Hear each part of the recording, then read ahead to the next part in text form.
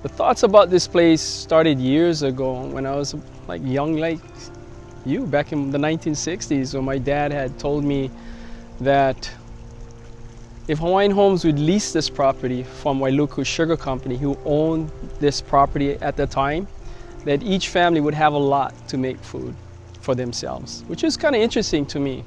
So as the years went by and the property got sold by Wailuku Agribusiness, they sold the property to some businessmen that wanted to develop this place, and they wanted to put hotels and all kinds of like expensive homes in this area.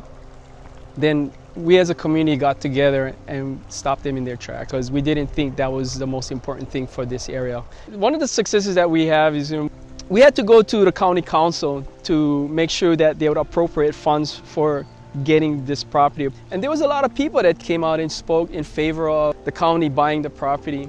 And so they did put money aside to get it under the county of Maui. So to me, that's a great success, because now the people own the property because it's part of Maui County.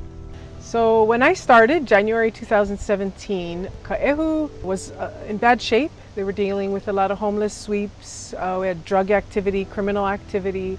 So the first year was really hard cleaning it up. And I wanted to make sure we used a pono process. We didn't want to just kick out the homeless. So we worked with county and housing services to make sure we could help the homeless find housing and find other places to stay. Our main goals is land restoration and working with cultural practitioners. So what we did with Kaʻehu is we partnered with Kumuhula Hokulani Hope Padilla. She's executive director of Kawahea Inc. We partnered with Hale Ho'olana, Ki'i ka Ho'ohanohano, and Pohaku ka Ho'ohanohano, two cultural practitioners, Makahiki Athletic Association, and PICO, Planning Innovative Communities and Opportunities. Basically what our cultural practitioners do is they allow us to use Kaʻehu as an area to practice the culture and do activities here. Lauhala weaving or lomi lomi, native plants, hula, different activities like that. Aloha, my name is Pohaku.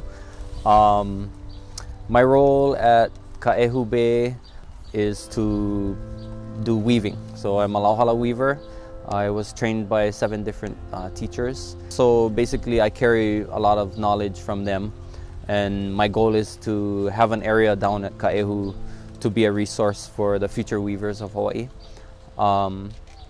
Have a resource there for materials and an area for them to learn. We need to bring back the importance of the land to the people, give life back into the land. Therefore, the life of the land will return, to us. Aloha, my name is Ki'i ka Ho'ohanohano, and my participation at Kaʻehu Bay is to provide education in lomi lomi, la'o lapa'au, as well as traditional birth practices to our community, different aspects of wellness and healing through classes, through clinics, and all kinds of other activities.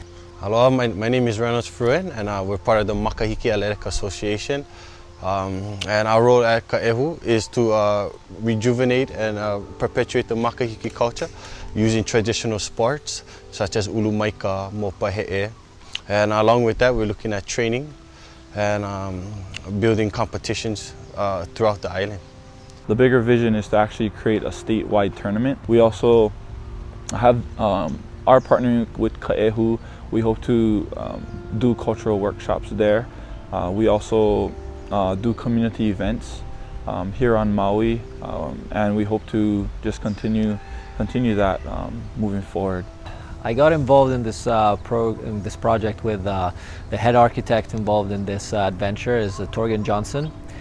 I've been working as an architect for more than 10 years around the world, involved in different projects. As a foreigner, when I come here, I definitely feel a connection through all the stories that I've been hearing, and the Hawaiian culture has been teaching me so much. As architects and planners, what we will provide is a lot of plans, a lot of paper, a lot of ink. We're translators. We're going to translate their vision into paper first, and then wood, bricks, stones, roofs, and whatever they want it to be. To me, Kaʻehu is a beautiful opportunity to show what our kupuna did in the times when we were still a thriving lahui, a thriving nation. We took care of the land, we took care of the people, and we took care of each other. And to have places like Kaʻehu where that can once again become a way of life, that's really why I am part of this project. I've been an educator for a very long time, and I know that if we follow the ways of our kupuna, we as Hawaiians can thrive again. And so I want to lend my kokua, lend my help in whatever way I can, whether it's helping with the planning, whether it's help with the Hawaiian language and culture and tradition, or whether it's just talking story and remembering the wonderful Olelo no Eau or proverbs of our kupuna. When I was really young, I could remember the stream flowing like what you see now. And all of a sudden, it all disappeared. And now, it's flowing again because of Na Waiʻeha. For a long, long time, this place did not have water. And so now you see water. The biggest goal for me right now is restoration, is to restore this land at one point of what it was before. And from what I understand, when I look at the maps and stuff like that, and I read literature, most of this area was fish ponds and taro patches, lokoias and lo'is. And so that's my goal, is to do that restoration.